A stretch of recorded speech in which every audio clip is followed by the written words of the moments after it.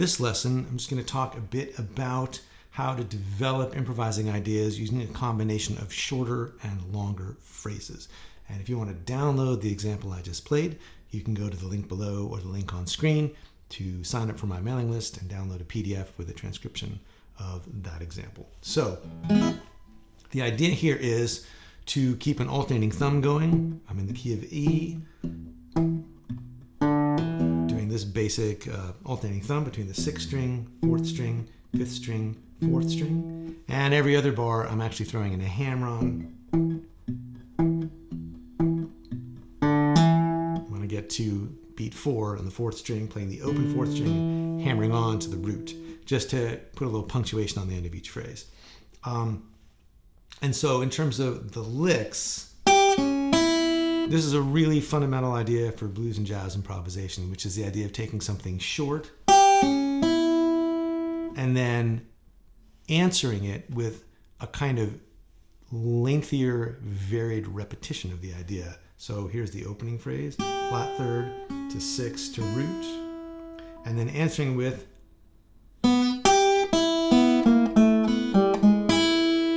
so the only thing that's really exactly the same in there is just, the fact that it's punctuated by this flat third on top. So we have this opening phrase and then this longer phrase that goes in kind of the same direction but follows a longer blues lick like that. And so I'm playing flat third, root, 5th, flat 5, 4, 5, flat 3, 3, root. And the way that falls over the thumb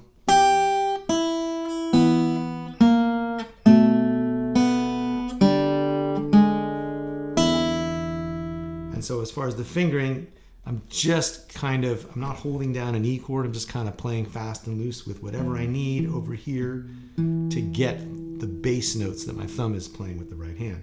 So rocking back and forth between the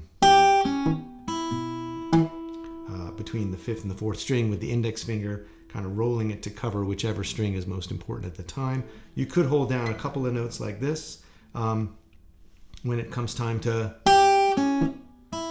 play this. This ends up looking more like a B7 shape. And in here, I'm not even bothering to play the root of E, I'm playing the flat 7. And there's that hammer-on I talked about. So you got this short phrase with the longer answer and then a couple bars.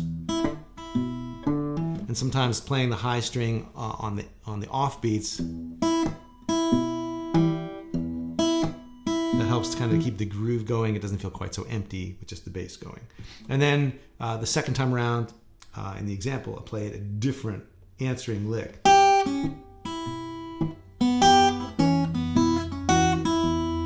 So flat 3, root, 6, 5, root, 6, 2, root. And I think I played it just with this really pretty Cro-Magnon thing of like just kind of keeping the index finger holding down the 5th and the 4th strings and then using the middle finger to rock back and forth between 2nd fret on the high string and the 2nd string.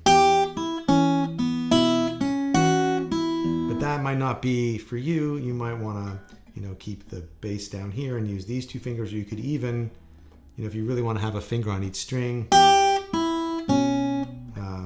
I think I could do this.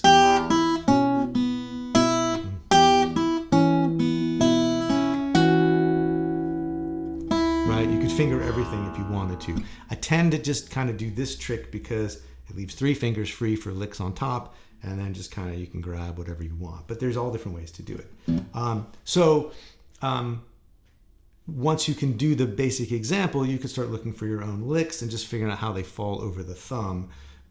This particular rhythmic phrasing is a good trick because if you just, as you're learning to improvise, there's a lot of different variables, right? It's like, what's the phrasing? What notes are you choosing? How does it fit over the thumb?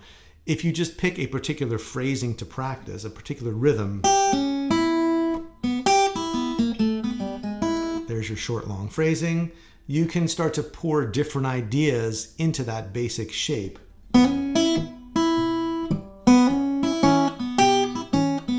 Right? Different lick, same rhythm. So. I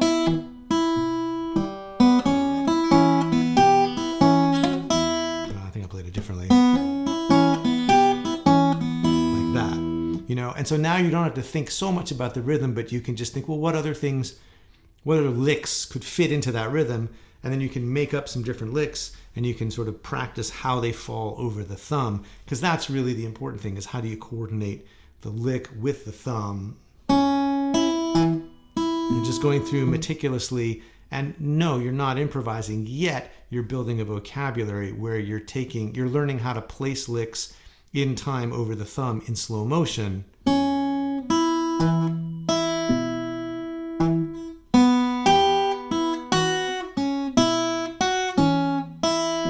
So that you can later do it on the fly. You work out enough of them slowed down, and you have enough of them that you can kind of just switch back and forth between while you're playing, that you've worked out.